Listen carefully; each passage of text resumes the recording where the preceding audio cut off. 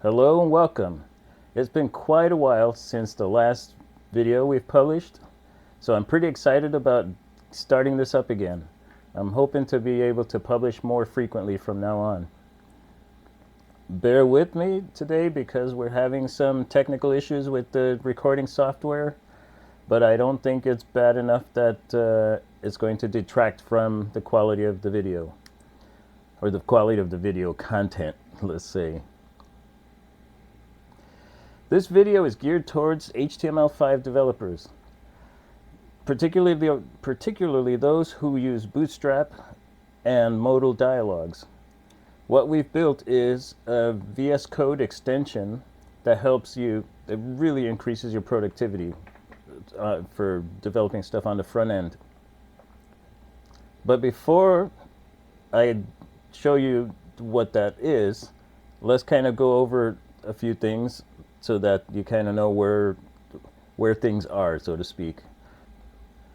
So over here to my left is the web browser. This is the web page that we're going to be editing and modifying and demonstrating the new plugin.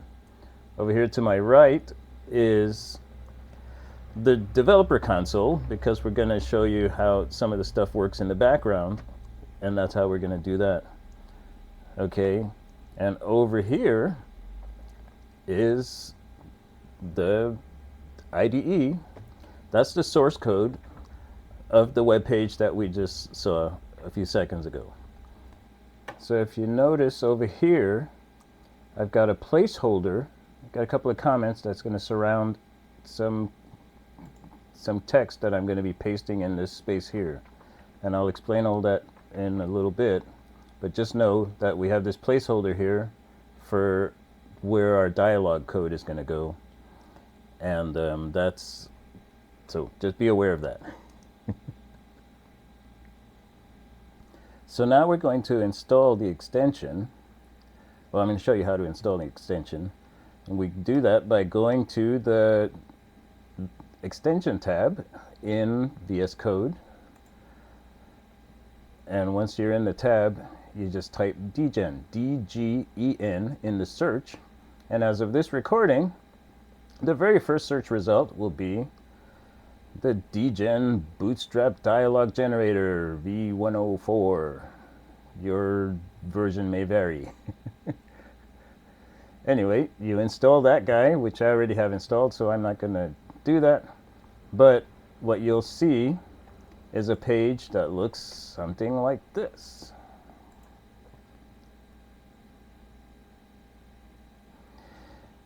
And when this comes up, you'll see it basically describes what the thing is.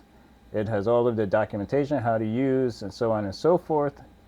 Okay, so now I'm going to get myself out of the way so that I can show you how to use this thing. All right, so if you notice, we have this weird notation here that looks kind of HTML-ish or XML-ish or something, but it's neither. But what it basically is it's a notation that I invented that I called DGen, for Dialog Generator, and it is a way to, in the most minimal way possible, describe a fully functional Bootstrap modal dialog. Okay, and so before I go into the details of that, let's kind of show you how this thing works. So this is the DGen notation. I'm going to copy this snippet of code here. All right, we're going to go back to the original editor.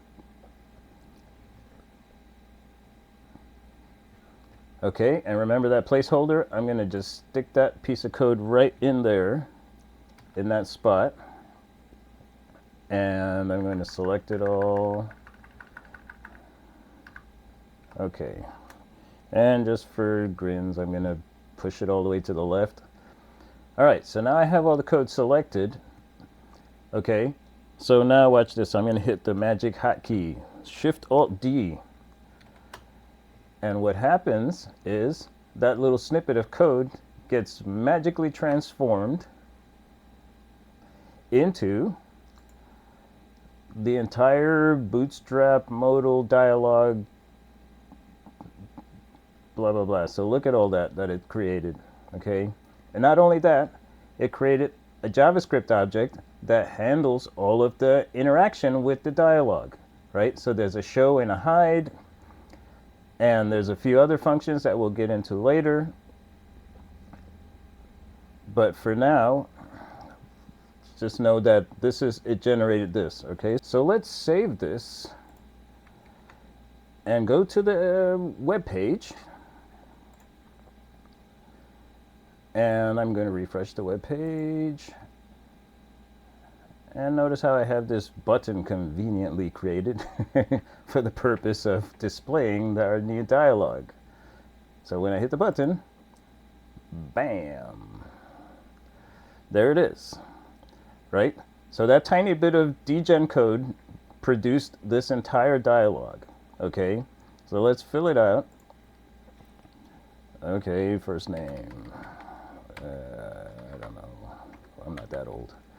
And let's see, 1.3 something, 1.4. And I am Bubba.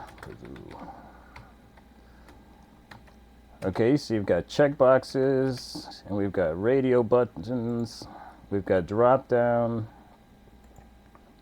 Okay, the radio buttons are grouped in groups. I'm still kind of working out the code for that, but it's fully functional right now.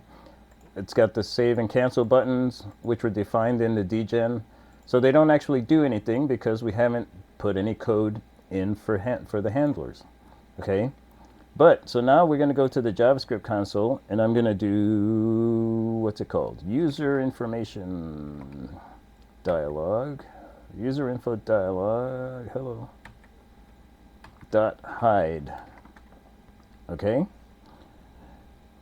and let's do this. I'm going to say data equals, because we want to store the result. So I say data equals user information dialog hide, and boom, the dialog goes away, and it returns this beautiful object that has all of the properties which represent the fields, all of the form controls in the dialog, right?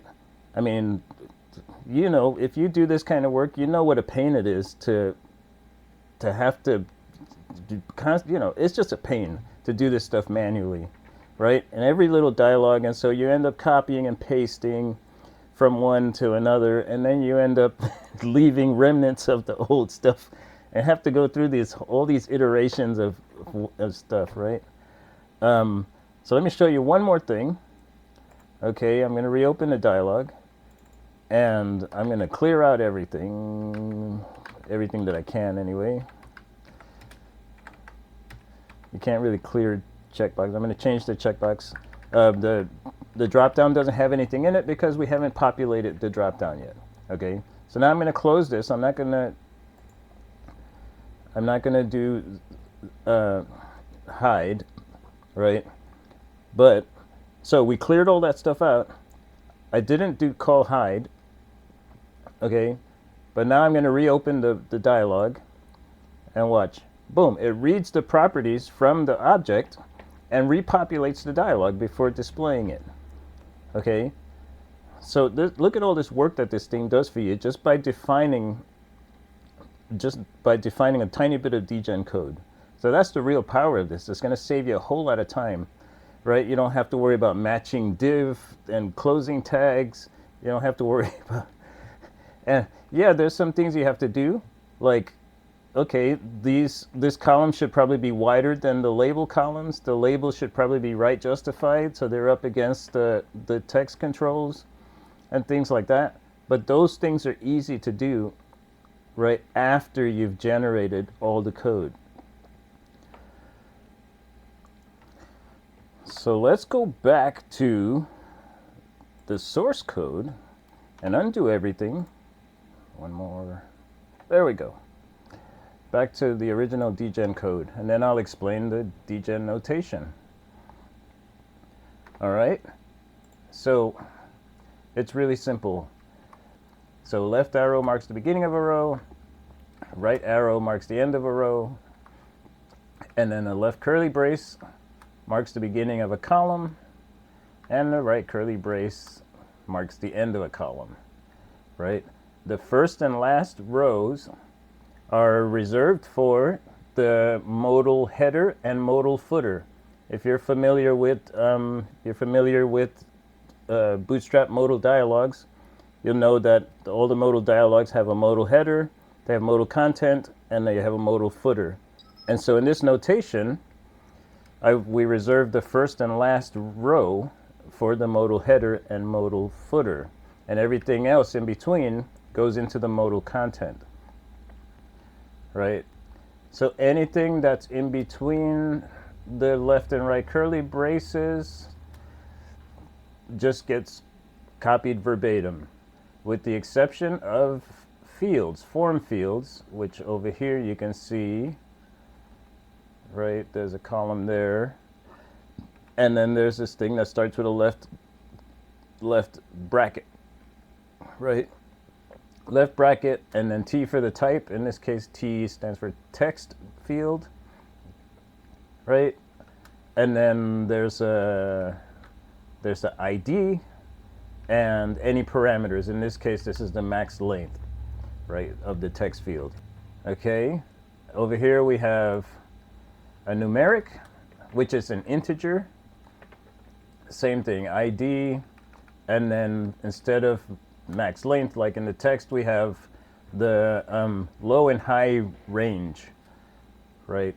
So that's the range of values that are allowed in that field. Okay, over here we have F for float, which means you can put decimal place, so fractional numbers. You can put scientific notation, that sort of thing, right? And then the next line we have over here, it's P for password field, which is just a text field, but the text is hidden as you type it so that you can type passwords and stuff like that. And again, just like the text, it has a max length parameter. Okay, what else? So A is text area, so A for area. And again, ID. And then in this case, we have the number of rows, right? The width is automatic because it's Bootstrap, and Bootstrap formats it to fit the width of the div that it's contained in. So you only need the number of rows. Here is another, okay, so this is a new row, and okay, interests, it's a column with just a label, and then the next column is on the next line. And X is checkbox. So here we have 3 checkboxes, each with their own ID, and they don't need any other parameters other than an ID. Okay, and here's another row. So these 4 lines are 1 row. Okay, and then these 4 lines are another row. So in this row, we have the radio button. Where is it at? Right there. So R for radio. And again, you have an ID. And in this case, you have a group. Okay, and then you have the value. So when it's selected, that's the value of that radio button, right? What's left? Oh, here, the preferred language is another row with another column, and then a second column here, which has a drop down, D for drop down, and then there's an ID, and there's nothing else needed there. And then at the very bottom, we have buttons, B, so it's the ID, and then the label, right? Another button, ID, and label. It's just that simple, right? Okay, so I have kind of skipped ahead and regenerated the code, and we're looking right now at the JavaScript code. Let me see if I can make the font bigger. All right, So we're going to look at this. First, as you'll notice, we have a user information dialog, which is, if you remember the name user information, that came from the header row of the modal dialog, right? So when we define that header row, it said user information in there, so that became the name of the dialog object. Okay, now we also have, the object has all these properties: ID, first name, age, height, basically everything that's in a form field is also a property in the object. So there's a direct mapping between the form field and the object. Now we have the show function, which, as the name implies, shows the dialog. But before it does that, it populates the dialog from the object properties, right? And then here is where it actually displays the dialog. And likewise, we have the hide function, which, as its name implies, it hides the dialog. But before it does that, it captures all of the form fields and stores the values into the object properties, right? And then it calls the hide function, and then it does something additional. It returns this object, which is basically an object that contains only the form field properties that are not buttons, basically, right? So everything that's not a button, whatever value was entered by the user, is stored in this object. Okay? Okay, so if now we go down to,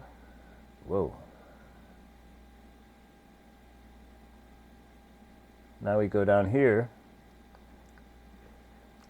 and there's all these functions here. What are these? These are the change handlers for all of the form fields. Okay? Anything that's not a button gets a change handler. Anything that is a button gets a click handler. And in this one, I actually filled in, I kind of skipped ahead and I filled in a couple of the functions just to show, like, this is the cancel button. So when you click on the cancel button, it hides the dialog, right? But when you click on the save button, it calls the object's hide function, which captures all the fields and stores them in the object properties, right? But so what do you need all these handlers for? A typical use for something like that is a form where certain fields are required, and you shouldn't be able to hit the submit or the save button until those required fields are filled. So in that case, you would have a function in this object that checks to make sure all the fields are filled, and if they're not, it disables the save button, and if it is, it enables the save button. And so in each of these handlers, you would call that function every time something changes, and then it checks, oh, is it time to activate the save button? And if it is, then it does, right? That's a pretty typical use for that sort of thing. But you can do all kinds of stuff, right?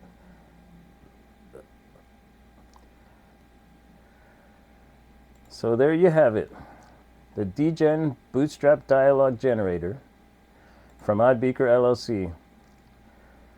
A free plugin, well, not a plugin, what is it? It's a free extension for Visual Studio Code that anyone can use who does HTML5 coding.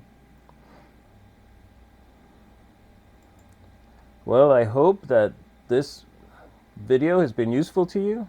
I'm hoping also to be publishing more videos like this in the future. But that's all we have for now. Be sure to like and subscribe if you haven't already. Oh, also click the little bell button to receive notification whenever I publish new content. That's all I've got for now. Thanks for watching, and we'll see you in the next video.